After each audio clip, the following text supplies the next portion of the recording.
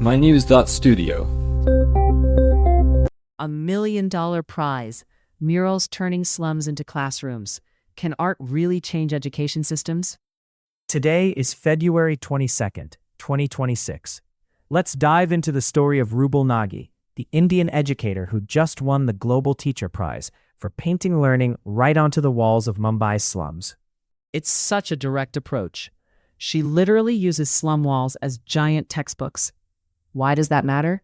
For children with no access to typical schools, these murals are their first classroom.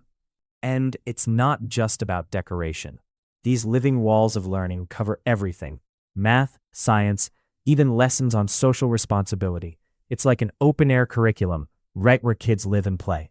Exactly. Nagi started after seeing a child in a slum who'd never even held a pencil. She saw that art could be a way in, an entry point for literacy and numeracy.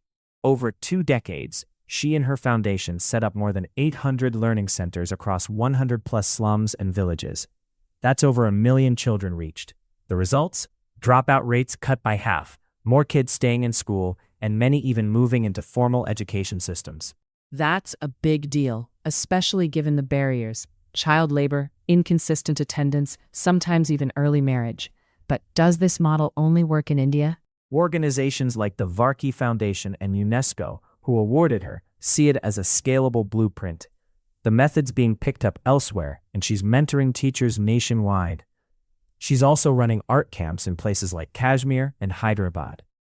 And she's going further. With the prize money, she plans to launch a skilling institute, offering free vocational and digital literacy training, plus new centers in Kashmir. She's investing in infrastructure and teacher training. But why focus on vocational training? Because education isn't just about books. For families facing poverty, employability matters. Teaching skills like computer basics or trades offers a pathway out of poverty. Is that what's missing in global education? It could be. Experts often talk about access, but Nagi's model adds relevance.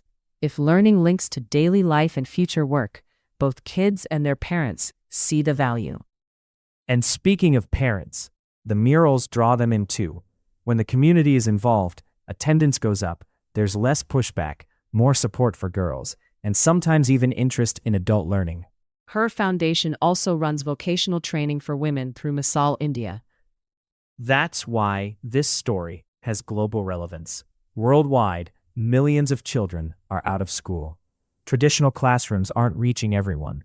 Can creative, community-driven approaches like this help bridge the gap?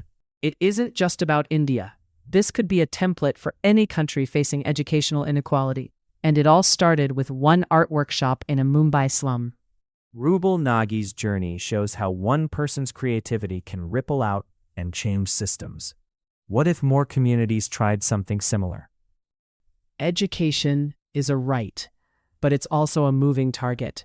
Nagi's work adjusts to the real circumstances of kids who've been left out. And now, with international attention and funding, her blueprint could shape education's future in more places than we might expect. Art, education, community, all coming together to break cycles of poverty. That's the essence here. Thanks for joining us as we explored how one teacher's murals sparked a movement. If this story inspires you, consider how similar ideas could work in your own community. Thank you for listening. This episode was powered by mynews.studio. Try it now for free.